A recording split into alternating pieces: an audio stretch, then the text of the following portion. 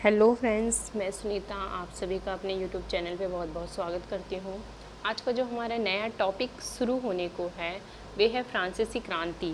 अब हम अपना ज़्यादा समय ना बर्बाद करते हुए, ना वेस्ट करते हुए अब हम चैप्टर शुरू करेंगे, क्योंकि ये चैप्टर बहुत लंबा है और क्लास भी इसी वजह से थोड़ी लंबी चलेगी।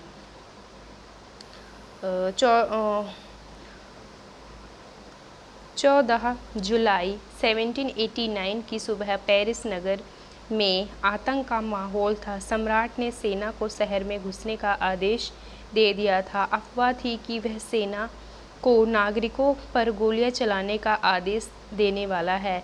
हालांकि 7,000 मर्द और औरतें टाउन हॉल के सामने एकत्र हुए और उन्होंने एक जनसेना का संगठन करने का निर्णय किया। हथियार की खोज में वे बहुत सारे सरकारी भवनों में जबरन प्रवेश कर गए। अतः सैकड़ों लोगों का एक समूह पेरिस नगर के पूर्वी भाग की ओर चल पड़ा और वास्तिल किले की जेल को तोड़ डाला, जहां भारी मात्रा में गोला बारूद मिलने की संभावना थी। हथियारों पर कब्जे से इन सशस्त्र लड़ाई में वास्तिल का कमांडर मारा गया और कैदी छुड़ा लिए गए। यद्यपि उनकी संख्या केवल 7 थी, सम्राट ने निरंकुश शक्तियों का प्रतीक होने के कारण वास्तिल किला लोगों की घृणा का केंद्र था, इसीलिए किले को ढा दिया गया और उसके अवशेष बाजार में उन लोगों को बेच दिए गए जो इस ध्वंसावशेष को बतौर स्मृति चिन्ह संयोजन चाहते थे। इस घटना के बाद कई दिनों तक पेरिस तथा देश के देहाती क्षेत्रों में कई और संघर्ष हुए। अधिकांश जनता पावरोटी की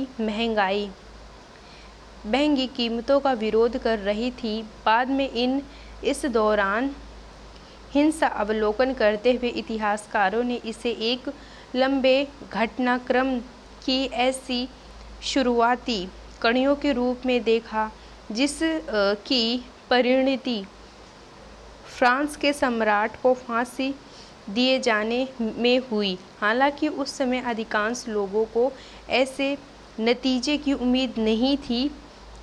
ऐसा क्यों और कैसे हुआ? तो फ्रांसीसी क्रांति का ये छोटा सा संक्षिप्त एक काल्पनिक रूप में ये दर्शाया गया है। हालांकि वास्तविकता जो वास्तव में घटना हुई थी वो बीत चुकी है। तो एक उसका छोटा सा संक्षिप्त उल्लेख दिया हुआ है कि हुआ क्या जब फ्रांसीसी क्रांति हुई, उस समय वहाँ का जो सामाजिक माहौल था कैसा था। तो जो वहाँ की जो प्रजा थी, जो जनता थी फ्रांस की, वो बहुत अधिक असंतुष्ट थी और क्रोधित थी। इसके अलावा किस लिए? क्योंकि जो राजा था वो बहुत अधिक पहली बात तो प्रशासनिक व्यवस्था पे वे ध्यान नहीं देता था, और जो सामान्य जनता थी, जो बहुत अधिक निर्धन व्यक्ति थे, उन पर बहुत अधिक कर थोपा जा रहा था और भी बहुत ऐसी अव्यवस्थाएं फैली हुई थी समाज में, जिससे कि वो उनकी जो प्रजा थी वे असंतुष्ट थी। तो इस कारण इन घटनाओं फ्रांसीसी क्रांति में ये जो घटनाएं अभी हमने पढ़ी ये सभी हुई। गोले बारूद पर जो आम जनता ने हमला करके उसको अपने नियंत्रण में ले लिया। ये कहाँ रखा था? वास्तिल का एक किला था, उसके अंदर रखा था। वो वहाँ की जो जेल थी उसे तोड़ दी गई और जो उसके अंदर बंदी बनाए गए थे, जो भी व्यक्ति उसके अंदर बंद थे, उन्हें स्वतंत्र करा लिया गया, छुड़ा लिया गया। और इस साथ ही साथ महिलाओं और पुरुषों ने मिलकर एक संगठन बनाया और सामाजिक में जो महंगाई बढ़ रही थी, जिसके कारण पाव रोटी बहुत महंगी हो गई थी और जो कीमतें आसमान छू रही थी, इसके साथ ही साथ परिस्थितियां बहुत ही अधिक डावाडोल हो रही थी। अब इसी की शुरुआत वास्तविक रूप से अब यहाँ से हमारी आरंभ होने जा रही है। देखिए, समाज में 3 वर्ग था, पहले से ही समझ लीजिए क्योंकि बीच में ये आएगा। तो समाज में 3 वर्ग थे। सर्वप्रथम सबसे पहला वर्ग, प्रथम स्टेट पादरी थे, जिसमें फादर्स चर्च के होते थे। ये सब समाज में ये बहुत अधिक शक्तिशाली होते थे और इन्हें बहुत से जन्म सिद्ध विशेषाधिकार प्राप्त थे। द्वितीय जो स्टेट में आने वाले कुलीन वर्ग थे, जो जैसे जो धनवान हो गए, इसके अलावा जो राजा के दरबार में ऊंचे ऊंचे पदों पर आसीन रहते थे, वे थे। और जो तृतीय स्टेट था, जो तीसरा वर्ग था, उसमें कौन कौन था ये देखिए, व्यापारी थे और अदालती कर्मचारी थे, वकील थे, बड़े व्यवसायी थे, किसान थे, कारीगर थे, छोटे किसान थे, भूमिहीन थे और मजदूर थे, नौकर थे। ये सब इसमें सम्मिलित थे। तो अब देखिए सन 1774 में बूर्बो राजवंश का लुई 16 की बात की गई है। इसी वंश में लुई नाम से बहुत से राजा हुए, तो उसी को देते हैं नाम अलग अलग, जैसे लुई 14, फिर इसके बाद लुई 15 भी हुए, फिर इसी क्रम में लुई 16 हुए। तो अब ये 16 की बात कर रहा है। इससे पहले जो राजा हुए थे वे कुछ मतलब प्रशासन पर ध्यान देते थे और अपना नियंत्रण रखते थे, लेकिन लुई 16 तक आते आते जो व्यवस्था थी वो पूर्ण रूप से बिखर गई थी। और इसका कारण ये था कि जो राजा था वह अपने कार्य पर ध्यान नहीं दिया करता था, सिर्फ विलासिता का जीवन जीता था, अर्थात वे अपनी धन संपत्ति में जीता था, नए नए वस्त्र पहनना, इसके अलावा समारोह में जाना या कोई उत्साह या कोई ऐसा कोई त्यौहार मनाना, मतलब वे इस तरीके से विलासिता का जीवन जीते थे। सामान्य जो जनता थी उस पर बहुत कम ध्यान दिया करते थे। तो इसी की बात है। लुई 16 फ्रांस की राजगद्दी पर आसीन हुए। उस समय उनकी जो उम्र थी 20 साल थी। ये 1774 की बात कर रहा है। उसका विवाह ऑस्ट्रिया की राजकुमारी एंटोनेट से हुआ था। राज्यारोहण के समय उसका राजकोष खाली पाया गया। तो राजकोष खाली पाना बहुत एक बड़ी कमजोरी है राजा के लिए, वो भी कब? राज्यारोहण के समय, अर्थात जब वो राजा की गद्दी पर बैठा, जब उसका राज्याभिषेक हुआ उस समय। लंबे समय तक चलने वाले युद्ध के कारण फ्रांस के वित्तीय संसाधन नष्ट हो चुके थे। दरअसल फ्रांस ने अमेरिका के युद्ध में जो उसका ब्रिटेन से चल रहा था उसमें उसको सहयोग प्रदान किया था, जिसमें उसे धन की सहायता करी थी। तो जिस कारण से इसके अलावा बहुत से जो इसने जो यहाँ बूर्बो राजवंश के राजा थे उन्होंने कई अधिक धन उधार लिए थे।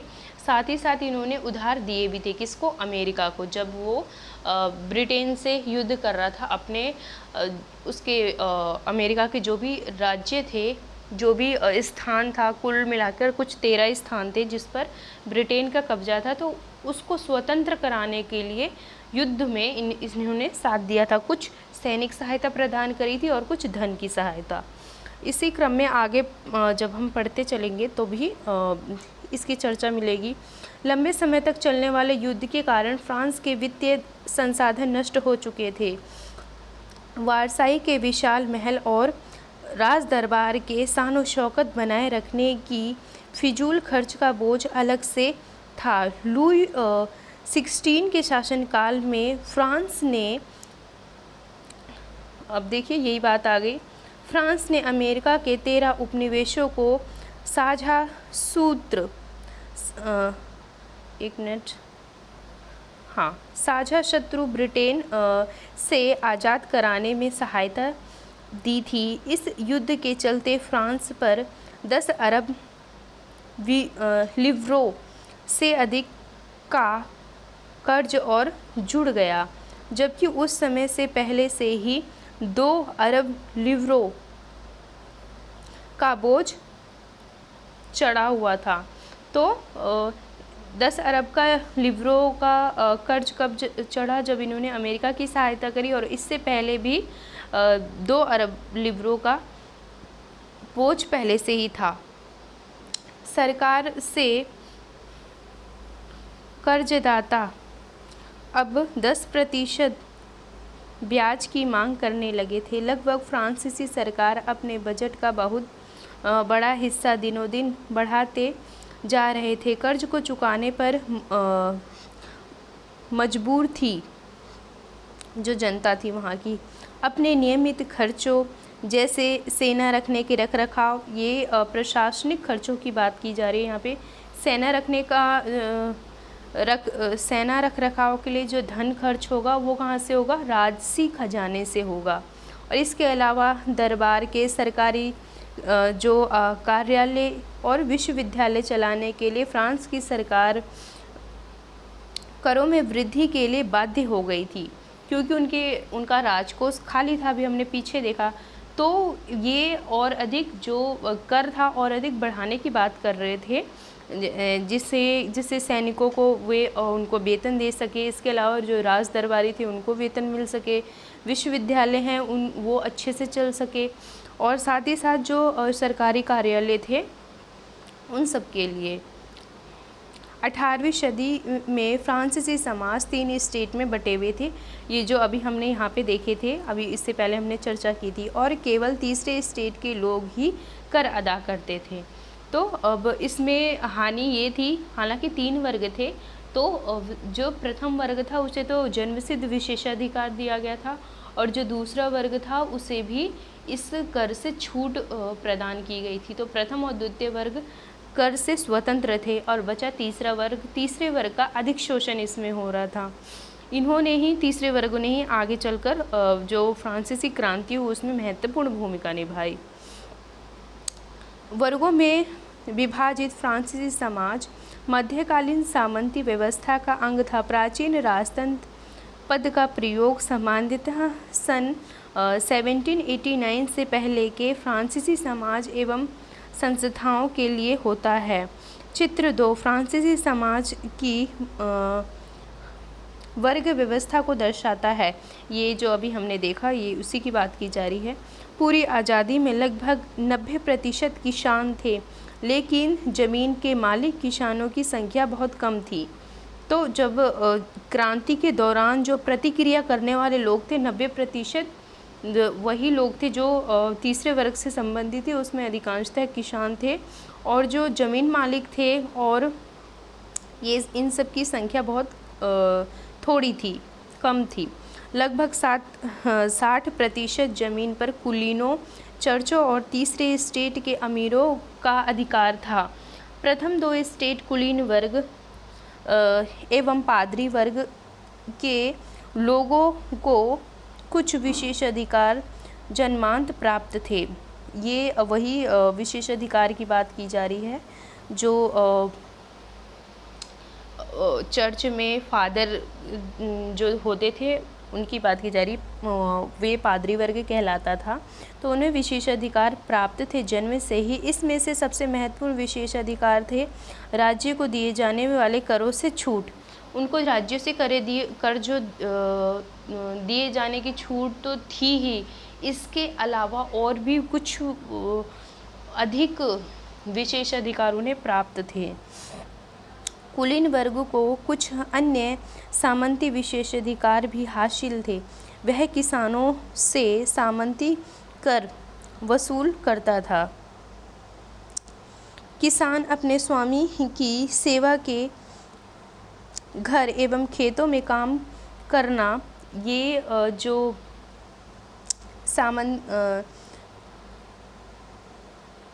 जो कुलीन वर्ग था उसमें जो सामंत थे, सामंत वे होते हैं जिनके बहुत अधिक ज़मीनें होती हैं और वे अपनी भूमि पर खुद काम न करके मज़दूरों से कराते हैं, तो ये उनकी बात की जा रही है। तो जो किसान थे वे उन्हें अपने स्वामी के खेत पर काम करना पड़ता था, उनके घरों पर, उनके खेतों पर। इसके अलावा सैन्य सेवाएं देनी होती थी जो कि सेना से संबंधित होती थी, और साथ ही साथ सड़कों के निर्माण करने में इनका सहयोग उनको प्रदान करना होता था।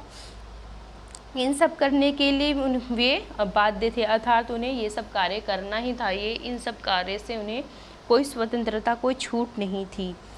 चर्च भी किसानों से करों का एक हिस्सा था और टाइद अर्थात धार्मिक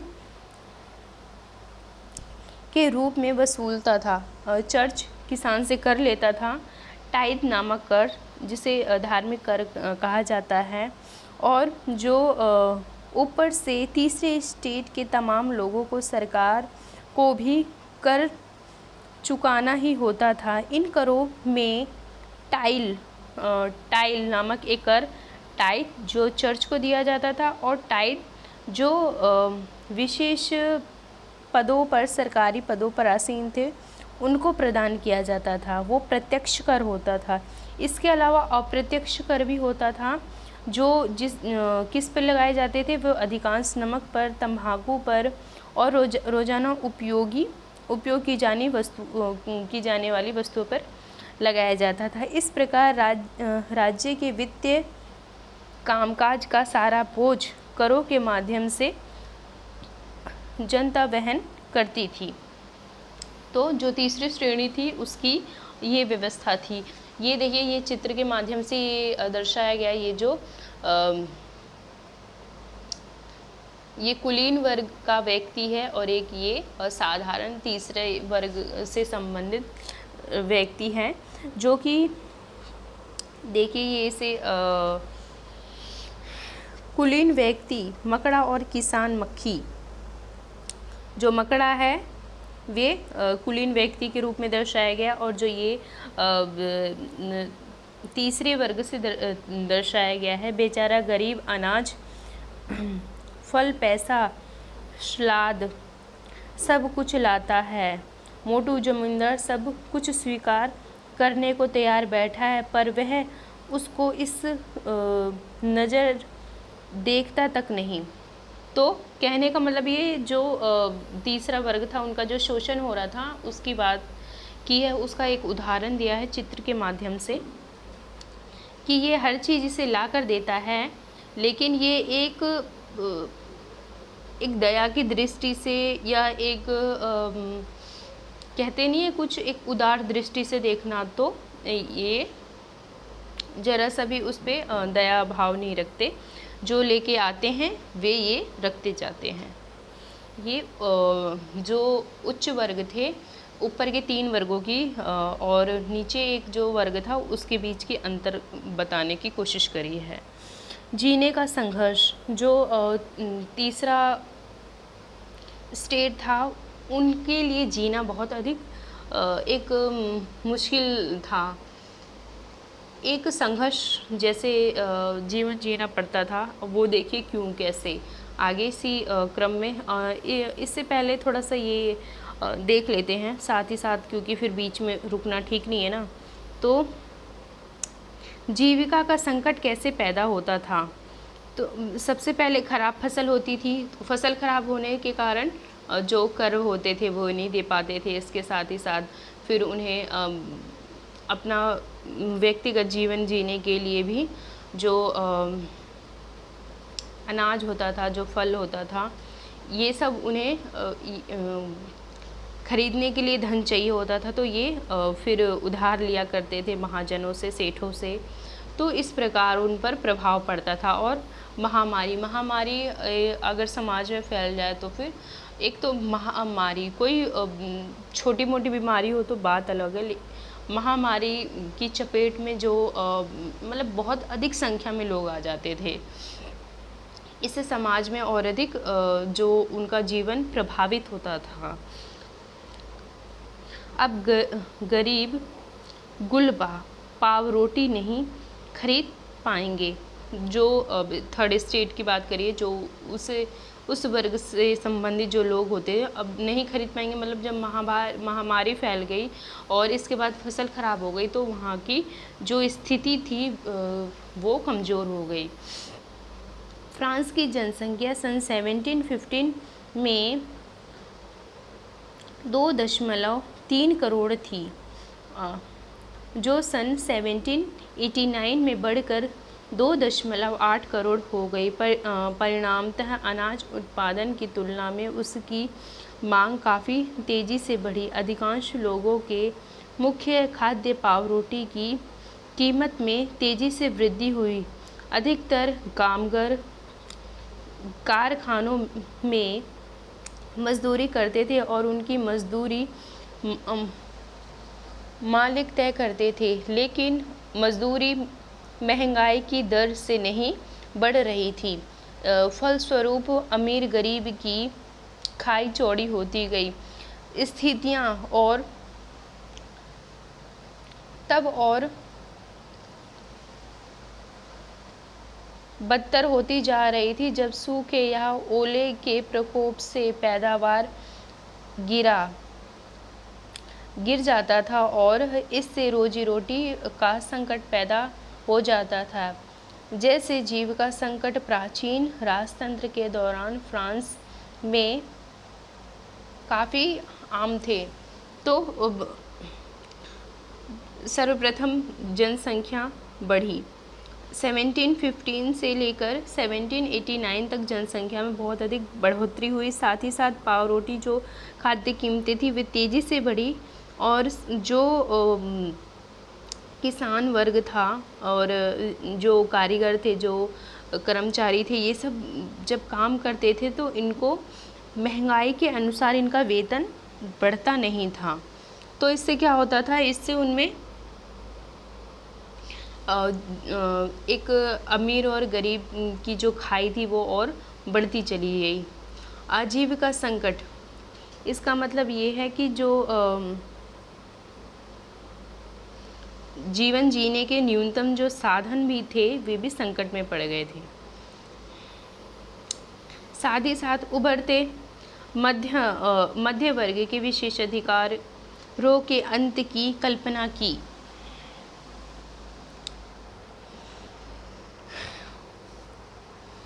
जो प्रथम वर्ग था और दूसरा वर्ग था, उनके जो विशेषाधिकार थे उन पर अब समाज में भिन्न प्रकार की आलोचनाएं होने लग गई। लोगों में नई नई जागृति उत्पन्न हो गई और जो बहुत से तीसरे वर्ग के लोग थे जो अब समाज में पढ़े लिखे थे और इसके अलावा पुस्तकें पढ़ते थे, पत्रिकाएं प्रकाशित होती थी उससे पढ़ते थे। तो इसमें धीरे धीरे लोगों में नई नई जागृति उत्पन्न हो गई और नई चेतना उत्पन्न हुई, जिससे कि क्या हुआ, जिससे कि हुआ ये कि जो साधारण लोग थे वे भी अब अधिक जागरूक होने लग गए और राजा के प्रति जो शोषण किया जा रहा था सामान्य जनता का, वो विरोध करने लग गए। पहले भी कर बढ़ाने एवं अकाल के समय किसान और कामगार विद्रोह कर चुके थे, परंतु उसके पास सामाजिक एवं आर्थिक व्यवस्था की बुनियादी बदलाव लाने के लिए साधन एवं कार्यक्रम नहीं थे। ये जिम्मेदार तीसरे स्टेट के उस समूहों ने उठाई जो समृद्ध और शिक्षित होकर नए विचारों के संपर्क में आ सके थे।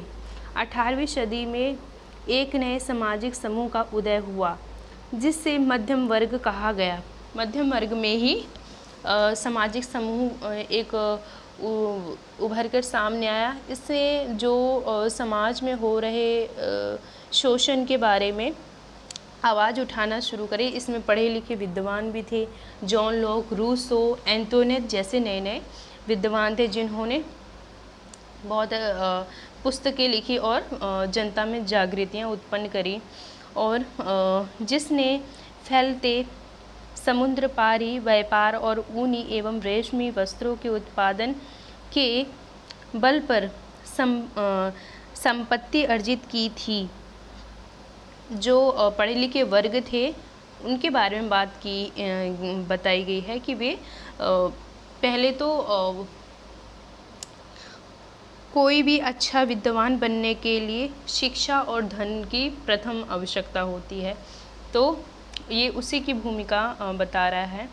ऊनी एवं रेशमी कपड़ों का या तो निर्यात किया जाता था या समाज के समृद्ध लोग उसे खरीद लेते थे। तीसरे स्टेट के इन सौदागरों एवं निर्यातों के अलावा प्रशासकीय सेवा एवं वकील जैसे पेशेवर लोग भी शामिल थे। ये सभी पढ़े लिखे थे और इनका मानना था कि समाज के किसी भी समूह के पास जन्म विशेषाधिकार नहीं होना चाहिए। किसी भी व्यक्ति के सामाजिक हैसियत का आधार उसकी योग्यता होनी चाहिए। तो अब समाज में आवाज़ें उठ रही हैं कि जैसे विशेषाधिकार वाली जो प्रावधान था जो प्रथम वर्गों को प्राप्त था, तो उस पर अब जो लोग हैं प्रश्न चिन्ह लगाने लग गए। और साथ ही साथ व्यक्ति के सामाजिक हैसियत का आधार उसकी योग्यता होनी चाहिए। योग्यता के अनुसार उसे समाज में मान सम्मान दिया जाना चाहिए। स्वतंत्रता, समान नियमों तथा समान अवसरों के विचार पर आधारित समाज की यह परिकल्पना जॉन लॉक, जियो जाक और रूसो जैसे दार्शनिकों ने प्रस्तुत की थी। अपने ट्रियाजेज ऑफ गवर्नमेंट में लॉक ने राजा के दैवीय एवं निरंकुश अधिकारों के सिद्धांत का खंडन किया था। रूसो ने इस विचार को आगे बढ़ाते हुए जनता और उनके प्रतिनिधियों के बीच एक सामाजिक अनुबंध पर आधारित सरकार का प्रस्ताव रखा। एंटोनेट ने the spirit of the laws नामक रचना में सरकार के अंदर क्या किया, उसने वैधानिक, कार्यपालिका और न्यायपालिका के बीच सत्ता विभाजन की बात कही। मतलब अब शक्तियों का बंटवारा किस प्रकार से है, जो विधायिका है वे किस कार्यों की निगरानी करेगी और किस प्रकार के कर्तव्य निभाएगी, और कार्यपालिका और साथ ही साथ न्यायपालिका इन सब के बीच सत्ता विभाजन की बात करी। अर्थात इनकी जो शक्ति हैं उनकी शक्तियाँ क्या है और उनकी जो शक्तियाँ किस अधिकारों तक सीमित है। और साथ ही साथ जब संयुक्त राज्य अमेरिका में 13 उपनिवेशों ने ब्रिटेन से खुद को आज़ाद घोषित कर दिया तो वहाँ के मॉडल की सरकार बनी। फ्रांस के राजनीतिक चिंतकों के लिए अमेरिकी संविधान और उनमें दी गई व्यक्तिगत अधिकारों की गारंटी प्रेरणा का एक महत्वपूर्ण स्रोत था। तो अब इन्हें प्रेरणा कहाँ से मिल रही थी, जब फ्रांस ने अमेरिका को सहयोग प्रदान किया था ब्रिटेन के विरुद्ध, जब वो युद्ध लड़ रहा था। जैसे कि अमेरिका में अब एक नया संविधान बना, जब उसे पूर्ण रूप से स्वतंत्रता मिल गई, तो अब ये एक उदाहरण लेने लग गए अमेरिका से कि अब जिस प्रकार अमेरिका में एक नई मॉडल सरकार आई है और एक नया संविधान बना है, और उसने जो व्यक्ति हैं अमेरिका के, उसने अपने नागरिकों को अधिकारों की गारंटी दी है कि उनके जो अधिकार हैं ये हैं, जैसे मत देने का अधिकार है, इसके अलावा अभिव्यक्ति की स्वतंत्रता है, भिन्न प्रकार की स्वतंत्रता और समानताएं अमेरिकी लोगों को प्रदान हुई। किसके द्वारा? नए संविधान द्वारा।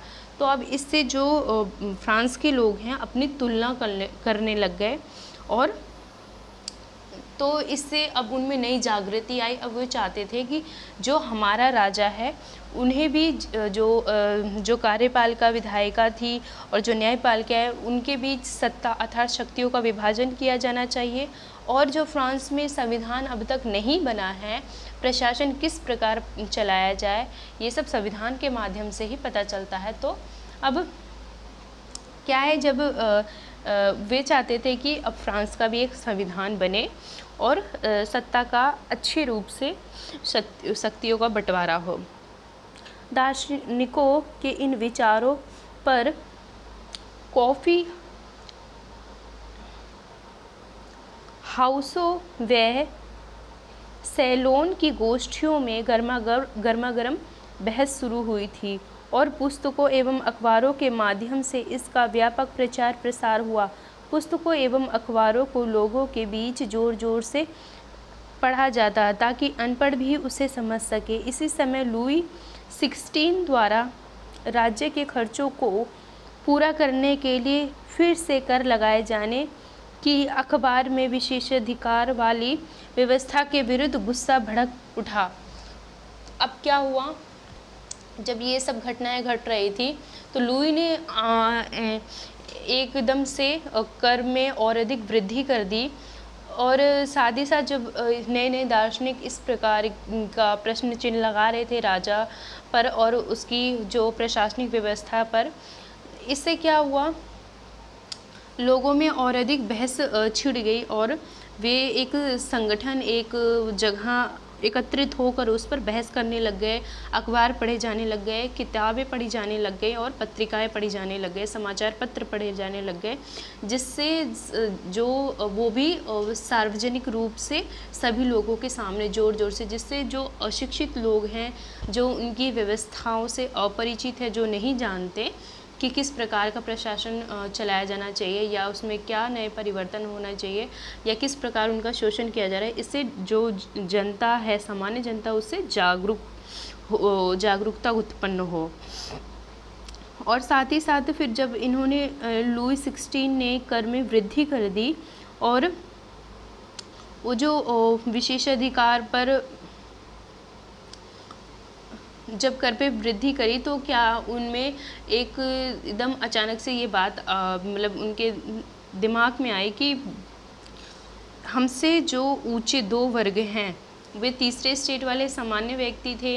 हालांकि उसमें बाद में आगे चल के नए नए दार्शनिक उसी स्टेट से निकले, उसी तृतीय वर्ग से ही निकले, लेकिन धीरे धीरे जब कर में वृद्धि हुई और ऐसा समाचार सुनने को मिल गया तो सामान्य जनता में और गुस्सा फूटा कि हर कर हम मतलब तीसरा वर्ग ही दे, और जो विशेष अधिकार वाले व्यक्ति हैं, जैसे पादरी वर्ग थे, जो फादर्स थे, वो सब कहाँ जाएंगे। तो इस कारण उन जनता में और अधिक जो क्रोध है वो उत्पन्न हुआ। ये देखिए, अब इसकी शुरुआत फ्रांसीसी क्रांति की। पीछे भाग में आप देख चुके हैं कि किन कारणों से लुई 16 ने कर बढ़ा दिया था। क्या आप सोच सकते हैं कि उसने ऐसा कैसे किया होगा। प्राचीन राजतंत्र के तहत फ्रांसीसी सम्राट अपनी मर्जी से कर नहीं लगा सकता था। प्राचीन सम्राट की बात की जा रही है, अर्थात इसीलिए उसने स्टेट जनरल अर्थात प्रतिनिधि सभा की बैठक बुलाकर नए करों के अपने प्रस्ताव पर मंजूरी लेनी पड़ती थी। तो अब ये बताना चाहता है, हालांकि इसे अब हम यहाँ तक इसे पूर्ण करते हैं, फिर इस पे चर्चा करेंगे। और जो स्टेट जनरल एक राजनीतिक संस्था थी जिसमें तीनों स्टेट अपने अपने प्रतिनिधि भेजते थे, लेकिन सम्राट ही यह निर्णय करता था कि इस संस्था की बैठक कब बुलाई जाए। इसकी अंतिम बैठक 1614 में बुलाई गई थी। तो जब लुई 16 को कर में वृद्धि करनी थी, तो अब ये यहाँ बताया गया है कि वह अपने आप कर में वृद्धि नहीं कर सकता था अपने मन से, अपने इच्छा अनुसार। उसके लिए उसे जो प्रति सभा होती थी, राज दरबार में बड़ी बड़ी सभाएं होती हैं, उसके अंदर जो प्रतिनिधि होते हैं, जो बड़े बड़े उच्च पर आसीन होते हैं, जैसे प्रधानमंत्री हो गए, वित्त मंत्री हो गए, इसके अलावा एक सैन्य व्यवस्था को संचालित करने वाले सेना नायक हो गए। तो ये सब जो बड़े बड़े पद पर आसीन थे, उनको उनकी एक बैठक होती थी, अर्थात एक सभा बुलाई जाती थी, और उनकी मंजूरी पहले उन्हें प्रदान करनी होती थी राजा को, फिर जाके वो कर बढ़ा सकता था। तो जो एक तरीके से देखा जाए, जो शक्ति थी वो राजा को अर्थात मतलब कहने का अर्थ ये है कि वो राजा के हाथ में न होकर वो जो अलग अलग पद पर आसीन और जो उच्च वर्ग के, जो धनी वर्ग के व्यक्ति थे, उनमें शक्तियाँ विभाजित थी। राजा सिर्फ नाम मात्र का था। और जब ये शक्तियों का विभाजन हुआ। और तो इससे क्या होता है, इससे जो शक्ति को धारण करने वाले व्यक्ति जो थे, उन सब ने अपने मन के हिसाब से बहुत अधिक मनमानी करी, और जो तीसरा वर्ग है उनका बहुत अधिक शोषण हुआ। तो इससे जो जनता है उससे और अधिक क्रोधित थी।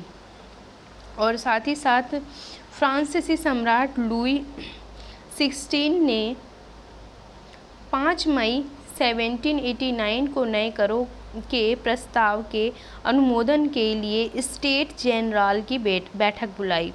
करों की वृद्धि के लिए 1789 में एक बैठक बुलाई उन्होंने। प्रतिनिधियों के मेजबानी के लिए वर्साई के एक आलीशान भवन को सजाया गया।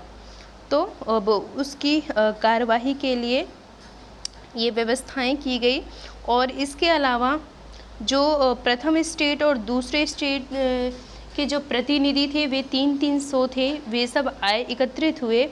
और तीसरा जो स्टेट था उसके 600 प्रतिनिधि पीछे खड़े थे। अर्थात जो सभा हुई थी, सभा का आयोजन किया गया था, प्रथम वर्ग से दोनों और द्वितीय वर्ग से दोनों वर्ग से प्रतिनिधि आए थे। और जो तीसरा वर्ग था जिसे इन सबसे पहले तो दूर रखा जाता था, लेकिन फिर भी ये अपनी मांगों और अपनी समस्याओं को रखने के लिए वे भी एकत्रित हुए थे, और सभा के अंत में वे पीछे खड़े थे। तीसरे स्टेट के प्रतिनिधि इसकी अपेक्षाकृत समृद्धि और शिक्षित वर्ग रहते थे। तीसरे वर्ग में धीरे धीरे उसमें अब और अधिक इजाफा होने लग गया, और शिक्षित वर्ग के व्यक्ति और अधिक जागृत हुए। तो इसी तीसरे वर्ग में सम्मिलित थे वे। लगभग 40,000 पत्रों के माध्यम से उसकी शिकायतों एवं मांगों की सूची बनाई गई, जिससे प्रतिनिधि अपने साथ लेकर आए थे। स्टेट जनरल के नियमों के अनुसार प्रत्येक वर्ग को एक मत देने का अधिकार था। इस बारे में लुई 16 इस प्रथा का पालन करने के लिए दृढ़ प्रतिज्ञ था। परंतु तीसरे वर्ग के प्रतिनिधियों ने मांग रखी कि अब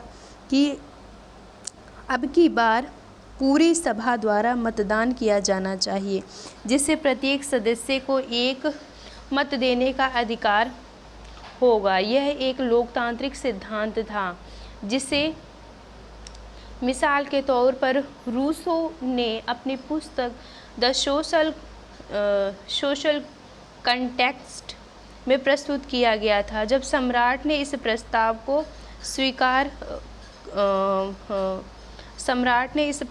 को अस्वीकार कर दिया, तो तीसरे स्टेट के प्रतिनिधि विरोध जताते हुए सभा से बाहर चल दिए। तो मुद्दा ये था कि जब किसी भी मुद्दे पर विचार करना होता था तो उसमें मतदान किया जाता था। तो प्रथम और द्वितीय स्टेट जो वर्ग था उन्हें तो प्रदान था, लेकिन जो तीसरा वर्ग था उन्हें ऐसा मताधिकार प्रदान नहीं था। तो तीसरा जो वर्ग था उसने राजा के सामने ऐसी मांग रखी कि इसमें हमें भी मतदान देने का अवसर दिया जाए, इस मामले पर, इस मुद्दे पर, जो कि खर्चों को लेकर था। तो लेकिन राजा ने उसे अस्वीकार कर दिया, जिसके कारण जो जनता थी वो भड़क गई और उसे वहाँ पर वो सभा का त्याग करके चली गई। और फिर क्या हुआ, जनरल स्टेट के नियमों के अनुसार प्रत्येक वर्ग को एक मत, ये हो गया। तीसरे स्टेट के प्रतिनिधि खुद को संपूर्ण फ्रांसीसी राष्ट्र का प्रस्ताव मानते थे। तो तीसरा स्टेट अपने आप को क्या मानता था, मतलब सबसे अधिक शोषण उन्हीं तीसरे वर्ग का हो रहा था। तो जो तीसरा वर्ग है वो ऐसा खुद को मानती थी प्रतिनिधि कि पूरे फ्रांस की जो राष्ट्र की एकता है वे अपने आप को तीसरा वर्ग मानता था। और 20 जुलाई को ये प्रतिनिधि वर्साई के इंडोर टेनिस कोर्ट में जमा हुई। टेनिस कोर्ट नामक एक स्थान था। वो जो जनता वहाँ से निकली, उस सभा से निकली जो तीसरे वर्ग की थी और टेनिस कोर्ट नामक स्थान पर जाकर जमा हो गई, एकत्रित हो गई। उन्होंने अपने आप को नेशनल असेंबली घोषित कर दी। नेशनल असेंबली फ्रांसीसी राष्ट्र एक तरीके से अपने आप को राष्ट्र मानने लग गई थी, वो तीसरा वर्ग खुद को। तो इनकी मांग क्या थी? इनकी मांग ये थी कि जिस प्रकार अमेरिका में एक संविधान लागू किया गया है जिसके द्वारा हर एक वर्ग और हर एक जो भी एक सामाजिक व्यवस्था है उसको चलाने के लिए नियमों और अधिकारों की आवश्यकता होती है, ठीक उसी प्रकार इनको भी ऐसे संविधान इन्हें प्रदान किया जाए। और साथ ही साथ ये इनका ये मानना था कि जो राजा है वे एक सक्रिय राजा रहे, न कि निष्क्रिय। लुई जो 16 थे वे एक निष्क्रिय राजा के रूप में यहाँ पर भूमिका निभा रहे थे, तभी उनकी जो सामान्य जनता थी उनके खिलाफ भड़क गई। तो इन्होंने अपने आप को नेशनल असेंबली घोषित कर दिया और इन्होंने शपथ ली कि जब सम्राट की शक्तियों को कम करने वाला संविधान तैयार नहीं किया जाएगा तब तक नेशनल असेंबली भंग नहीं होगी। और उसका नेतृत्व मिराबियो नामक एक व्यक्ति थे, वे इसके अलावा आबेसिए ने किया। ये नेतृत्व करते थे दो व्यक्ति। मिराबियो का जन्म कुलीन परिवार में हुआ था, लेकिन वह सामंती विशेषाधिकार वाले समाज को खत्म करने की ज़रूरत से सहमत था। उसने एक पत्रिका निकाली और वर्साय में जुटी भीड़ के समक्ष जोरदार भाषण भी दिया। आबेसिए मूलतः पादरी थे और उसने तीसरा स्टेट क्या है शीर्ष से एक अत्यंत प्रभावशाली प्रचार पुस्तिका लिखी। तो ये जो दो व्यक्ति जिस नेतृत्व कर रहे थे ये दोनों ही उच्च वर्ग से थे। जो आबेसिए थे ये एक फादर थे, मतलब एक चर्च के पादरी थे। और इसके अलावा सिराबियो जो थे ये थे कि ये भी विशेषाधिकार वाले सामंती कुलीन परिवार में जन्मे थे और विशेषाधिकार का जो ये व्यवस्था थी उसके प्रति इनमें असंतोष था।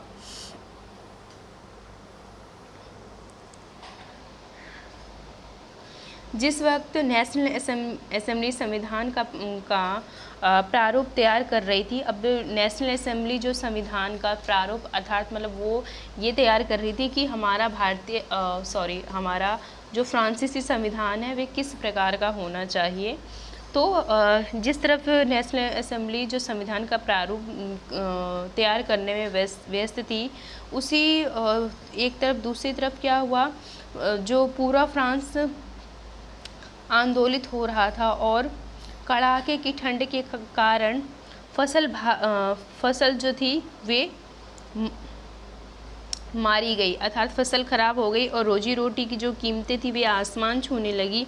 बेकारी मालिक इस स्थिति का फ़ायदा उठाते हुए जमाखोरी से जुटे थे। बेकरी की दुकानों पर घंटों के इंतज़ार के बाद गुस्साई औरतों की भीड़ ने दुकान पर धावा बोल दिया और दूसरी तरफ सम्राट ने सेना को पेरिस में प्रवेश करने का आदेश दे दिया था। क्रुद्ध भीड़ ने 14 जुलाई को वास्तिल पर धावा बोल कर उसे नेस्तनाबूद कर दिया। तो ये जो अभी सर्वप्रथम हमने इसका जो वर्णन ऊपर पढ़ ही लिया था कि किस प्रकार का माहौल था और जो फसलें नष्ट हो गई थी, पाव रोटी जो थी उसकी कीमतें बढ़ गई थी और साथ ही साथ पाव रोटी के लिए जो औरतें थी वे दुकानों पे लंबी लाइनों में लगी थी और कुछ को मिली और कुछ को नहीं मिली, जिसके कारण उनमें बहुत अधिक क्रोध उत्पन्न हुआ। देहाती इलाकों में गांव-गांव यह अफवाह फैल गई कि जागीरों के मालिकों ने भाड़े पर लठोतों और लुटेरों के गिरोह बुला लिए हैं, जो पकी फसलों को तबाह करने निकल पड़े हैं। कई जिलों में भय से आक्रांत होकर किसानों ने कुदालों और बेलचों से ग्रामीण किलों पर आक्रमण कर दिया। उन्होंने अन्य भंडार को लूट लिया और लगान संबंधी दस्तावेज को जलाकर राख कर दिया। कुलीन बड़ी संख्या में अपनी जागीरें छोड़कर भाग गए। बहुतों ने तो पड़ोसी देश में जाकर शरण ली। अपनी विद्रोही प्रजा की शांति का अनुमान कर लुई 16 ने अंततः नेशनल असेंबली को मान्यता दे दी। यह भी मान लिया कि उनकी सत्ता पर अब से संविधान का अंकुश होगा। 4 अगस्त 1789 की रात को असेंबली ने करों, कर्तव्यों, बंधनों वाली सामंती व्यवस्था के उन्मूलन का आदेश पारित किया।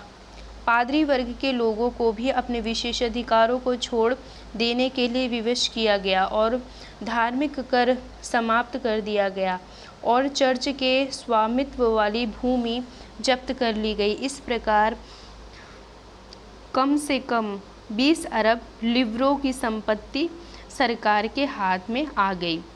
तो अब इस प्रकार जब इतना सब कुछ होने के पश्चात लुई 16 ने संविधान, जो अभी नेशनल असेंबली तीसरे वर्ग ने घोषित कर दिया था अपने आप को, तो उनके द्वारा जो संविधान की मांग थी और जो वो कुछ विशेष कार्य कर रहे थे, उन सब संविधान के लिए उसको मान्यता दे दी। और साथ ही साथ रातों रात जो फ्रांस की शक्ल सूरत बदल गई और अब राजा का ये मत था कि अब सत्ता पर पूर्ण जो नियंत्रण रहेगा वो संविधान का रहेगा और भिन्न प्रकार के जो कार्य कर्तव्य वो पूर्ण रूप से निभाए जाएंगे अच्छी तरीके से, और जो विशेषाधिकार पादरी वर्ग को प्राप्त था वो उसे नष्ट कर दिया, ध्वस्त कर दिया।